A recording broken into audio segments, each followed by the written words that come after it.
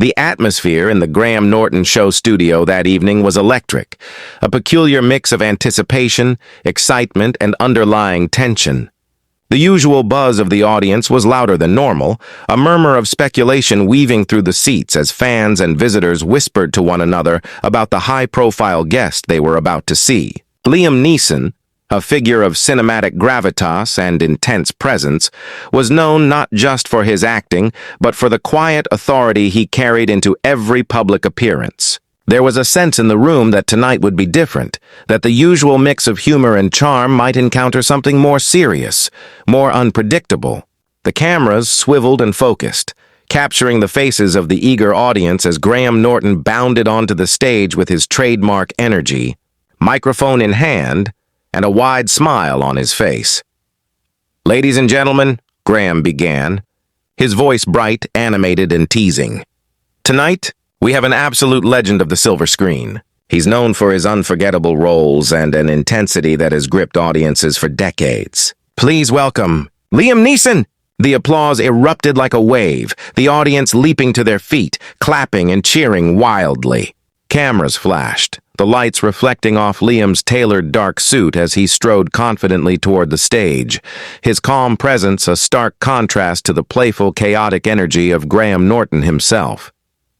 Liam's expression was composed, almost unreadable, his piercing eyes scanning the room with quiet authority. He nodded once to the audience, a small, understated smile acknowledging their enthusiasm without excess, as though aware of the weight his presence carried. Graham leaned forward, his smile unwavering, but there was a subtle edge in his tone, a flicker of curiosity that hinted he intended to push beyond the superficial. "Liam, welcome back. It's fantastic to have you here. It feels like ages since your last appearance. You've had such a whirlwind year with new projects, press tours, and all sorts of public appearances. How have you been handling it all?" Liam's response was measured, calm, and precise, the deep resonance of his voice carrying through the studio. "Thank you, Graham. It's been a busy year, yes. Lots of work, lots of travel, but very rewarding. I've been fortunate to collaborate with excellent people on projects that I care about." For the first several minutes, the conversation flowed with a kind of easy rhythm. Graham asked about Liam's latest roles, the unique challenges he faced on set, and some lighthearted behind-the-scenes stories that drew occasional chuckles from the audience. Liam's delivery was understated, his humor dry and subtle, eliciting laughter that felt spontaneous and genuine. It seemed for a moment as though the interview would unfold like any other, charming, playful, and comfortably within the bounds of television convention. However, the tone began to shift as Graham, with his perceptive instincts, leaned in slightly, a sharper edge creeping into his usually genial voice. "Liam, you've been in the public eye for decades. And naturally, there's been a lot of commentary about you, not only regarding your roles, but also your past interviews and statements. Some critics suggest you've been misunderstood, while others argue you haven't addressed certain issues head-on. How do you respond to that?" "Leah is to act in accordance with my values and principles." Backstage, the energy was chaotic yet electric, a storm of motion and noise that contrasted sharply with the calm composure Liam Neeson had displayed on stage. Crew members hustled past with headsets and clipboards, whispering urgent instructions into microphones as cameras pivoted frantically to capture any lingering reactions for the live broadcast. Assistants dashed in and out, balancing coffee cups, notes, and water bottles, their movements purposeful but slightly uncoordinated in the aftermath of the unexpected walk-off. The hum of the studio, the constant murmur of voices, and the occasional clang of equipment created a backdrop of organized chaos. In the midst of it, Liam stood quietly in a corner, his presence a stark contrast to the frenetic energy around him. He exuded an almost meditative calm, his hands relaxed at his sides, his posture perfectly poised and his gaze steady, surveying the room with that quiet authority that had captivated millions for decades. He took a slow breath, the kind of measured inhalation that seemed to draw focus and clarity from the surrounding turbulence. His assistant hovered nearby, clearly impressed but trying to maintain professionalism. "Liam," she began cautiously, her voice low, "that was something else. I mean, everyone is talking about it. The segment, the exchange, the walk-off. People are already calling it historic. You handled it with such calm. It's like you were untouchable. Liam's lips formed a small, controlled smile, acknowledging her words without any hint of arrogance. It was intense, he said softly, his voice deep and measured, but not unexpected. I anticipated where the conversation might go. My goal was never to escalate, but to respond with integrity and clarity. Beyond that, continuing would have served no constructive purpose. It would have become performance, not dialogue.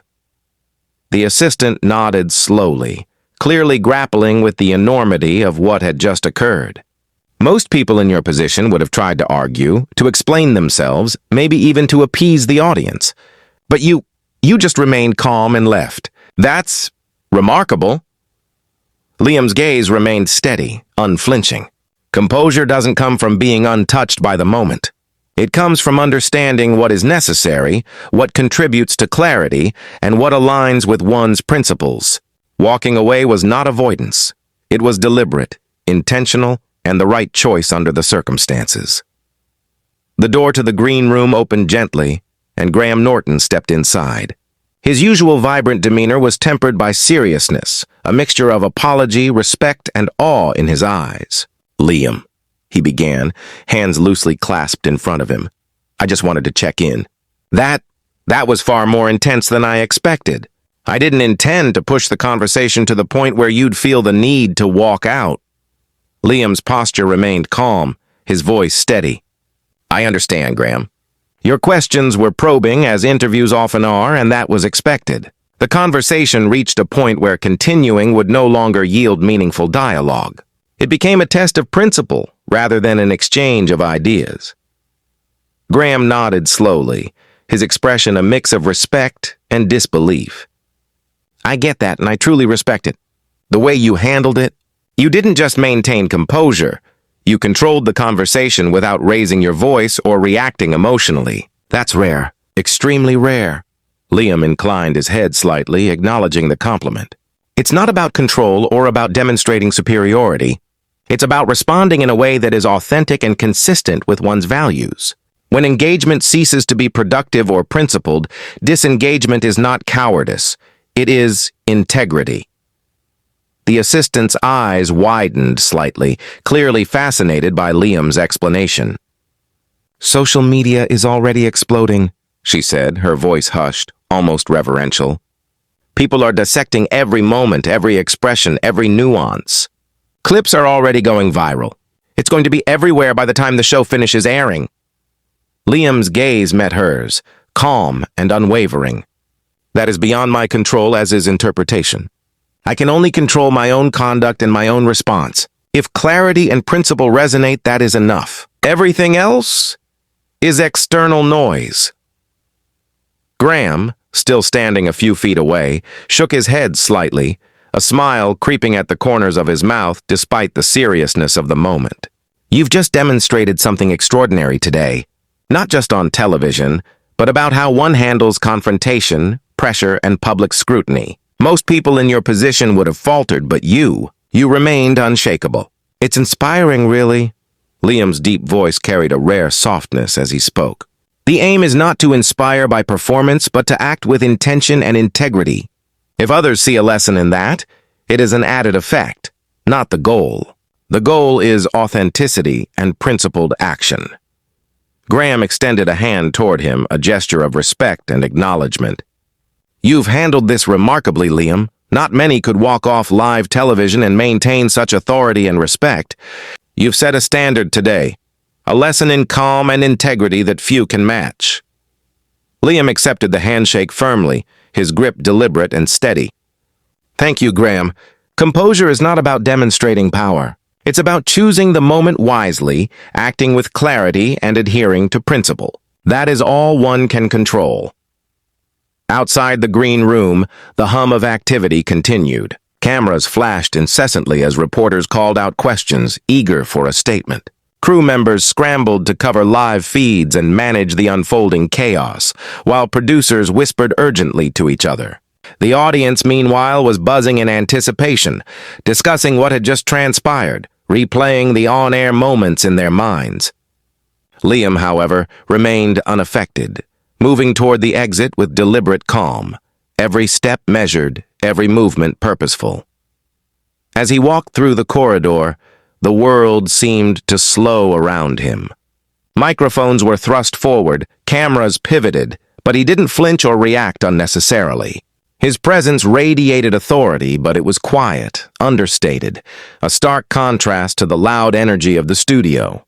Each step reinforced a principle that had guided him through the encounter, that integrity, clarity, and deliberate action outweigh reaction, drama, or